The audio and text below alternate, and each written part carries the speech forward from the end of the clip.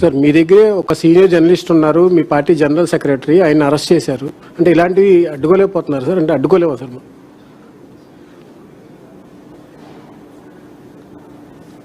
అడ్డుకోవాలి హరీష్. ఒకటి ఏంటంటే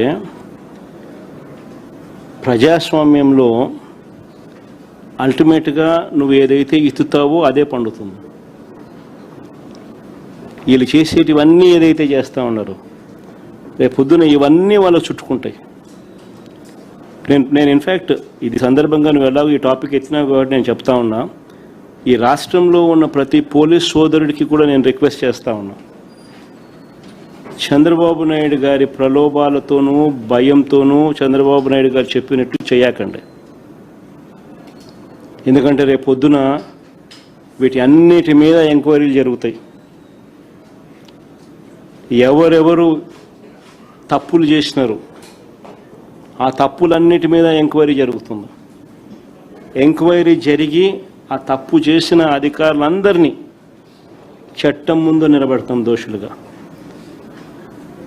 రిటైర్ అయిపోయినా కూడా తీసుకొస్తాం, సప్త సముద్రాల అవతల ఉన్నా కూడా తీసుకొస్తాం. లుక్అవుట్ నోటీసులు ఇస్తాం, అన్ని రకాలుగా ఏమేం చేయాలని అన్ని చేస్తాం. అందుకనే గవర్నెన్స్లో ఉన్న వాళ్ళు ఖచ్చితంగా వేసే ప్రతి అడుగు కూడా రేపొద్దున ఇదే మనకు చుట్టుకుంటే ఎలా అని ఆలోచన చేసి వేయాలి. చేసేది ప్రజలు ఇచ్చిన అవకాశం, దేవుడిచ్చిన అవకాశం, ప్రజలకు మంచి చేయమని చెప్పి నేను ముఖ్యమంత్రి స్థానంలో కూర్చోబెట్టాను.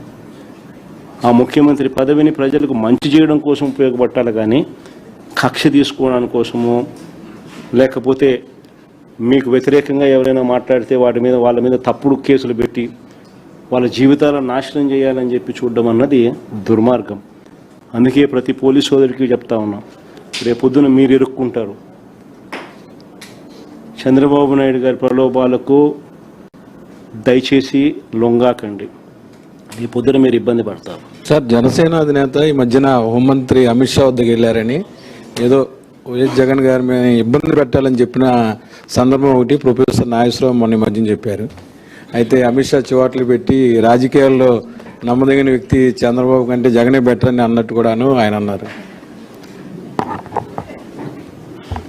అది బాగా ట్రోల్ అవుతుంది ఇప్పుడు. అది ఆయనకు తెలిసిన ఎక్స్పీరియన్స్తో ఆయన చెప్తా ఉన్నాడు. చంద్రబాబు నాయుడును చూసినాడు, జగన్ను చూసినాడు, ఇప్పుడు చంద్రబాబు నాయుడు గారి పాలన చూస్తూ ఉన్నాడు, జగన్ చేసిన పాలనను చూశాడు. ఆయనే కాదు, ప్రజలంతా కూడా చూసినారు. కాబట్టి ఎవరి నోట్లో అయినా కూడా, ఎవరి నోట్లో నుంచి వచ్చినా ఇవే మాటలే వస్తాయి. సార్, తమిళనాడు ఎన్నికల్లో మొన్న విజయ్ మీ ఫోటో పెట్టుకుని ఎన్నికల ప్రచారం చేశారు. ఆ ప్రచారం కూడా ఆయనకు బాగా కలిసి వచ్చింది, తమిళనాడు ముఖ్యమంత్రి అయ్యారని కూడా చెప్తా ఉన్నారు. మీరే అనుకుంటున్నారు సార్? రమేష్, ఆయన రాష్ట్రంలో ఆయనకే పలుకుబడి ఎక్కువ ఉంటుంది, కానీ జగన్కి ఎలా ఉంటుందయ్యా? Sir, one last question, sir. Jagan sir, one last, and he's also going for the second phase of land pooling. Could you just repeat the question? Sir, is it feasible to develop the Mavigan, which you have come up with the proposal? Well, CM Chandrababu Naidu ji is developing. He's telling that we are developing Amravati region as a capital. See, the whole gist of it is, what Chandrababu is conceiving is never a reality. You know that, I know that.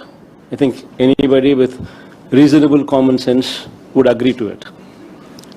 Whereas Mavigan is something which is already in existence.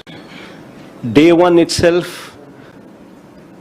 you have a certain level of city in place, with all the infrastructure already in place, be it in the form of a port in Machilipatnam, be it in the form of an international airport in Vijayawada, be it in the form of 4 national highways intersecting, be it in the form of 3 railway stations already in existence, be in terms of 9 medical colleges, private and government, both of them available, be it in various forms, be it educational institutions, be it in various forms, this is already in existence. So there is nothing required for you to spend except for improvising the connectivity, and at best, over a period of maybe 5 years, or maybe even 7 years or 8 years, just spend, if you can spend just 10% of whatever you're talking about in Amaravati. A reasonable amount of even 15-20,000 crores should suffice over a period of 5-7 years. The moment you accept to Mabigam, rather than constructing your buildings there, shift them over here, and you christen it as Mavigan and capital. The moment you do that, the capital comes into existence on day one. Whereas there, even after a decade, even after 2 decades, even after 3 decades, you would find yourself in a situation where Andhra Pradesh has no capital.